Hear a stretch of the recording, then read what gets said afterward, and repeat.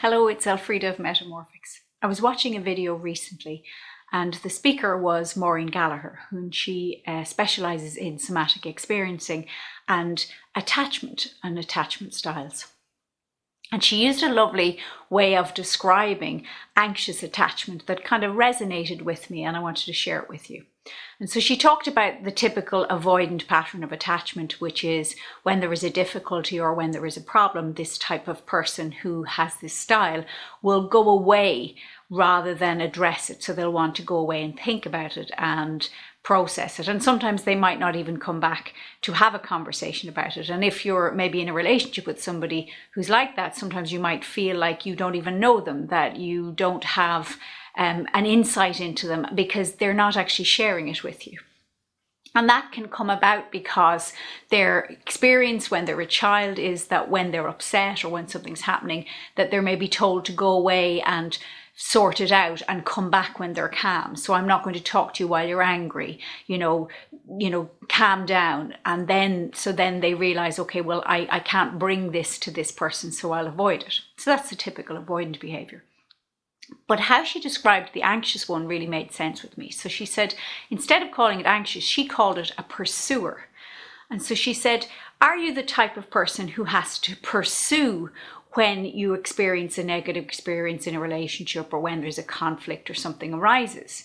And so she said, are you the kind of person that you have to talk to that person? You have to talk it all out. You have to say everything that you need to say, and you need that person to listen, because that is the anxious attachment. But in calling it a pursuer, it really resonated with me, and it started me thinking about my own behaviors when it comes to my attachment.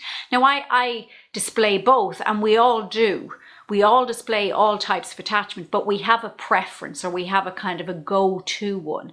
And it made me realize that in my primary relationships, so the relationships, my intimate relationships or very close friendships, I can often go into the behavior of a pursuer where I need to talk things out. I need to understand what the other person is thinking. I need to say how I'm feeling. I need to feel that there is closure when it comes to the conflict so that we can move forward or move on from it. But when I'm in other situations, maybe less intimate relationships, wider family or, colleagues or maybe other friendships, that I can go into avoidant behavior where I just won't talk about it. I will just, pull back from the relationship maybe in some way because I haven't the opportunity or feel I'm safe enough to be able to have that conversation to talk it all out. Or because I might think that the person that I'm going to communicate with won't have that conversation. And I understand where that comes from. The relationship where I become the anxious pursuer is actually related to my mother, and where I'm avoidant is related to my father. And that's because with my mother, I always felt I needed to have that conversation and resolve it so that we could stay close. Whilst with my father, I never felt he was the kind of person where I could talk about these things to, so it was easier just pull back or withdraw or avoid. Now, knowing this and understanding that other people do this too is really, really helpful when it comes to understanding how you navigate relationships, how you deal with conflict, what your typical behaviors are, because it can help you to realize that they're the things you're doing to try and help you feel safe. By pulling away, it's helping you to feel safe. By pulling towards, it may be helping you to feel safe because you feel that there is some kind of closure. And so these are conversations then you need to have with particularly your intimate relationships and the people in those relationships to help them to understand that that's what's happening. So I know I often have conversations with my husband where he might be doing something and I'll ask him lots of questions and he'll think, you don't need to know this. It's totally unnecessary. But for me, if I'm feeling that level of anxiety, having that information is the same as having that closure when there's conflict. And so we've had conversations around that. So he understands I'm not asking, questions to prod and to pry. I'm asking so that I can feel safe. And I also recognize that when he is avoidant, that he may need time. So when you're avoidant, sometimes you need to put boundaries around that to say, look, I just need a few hours and I'll come back and talk to you later.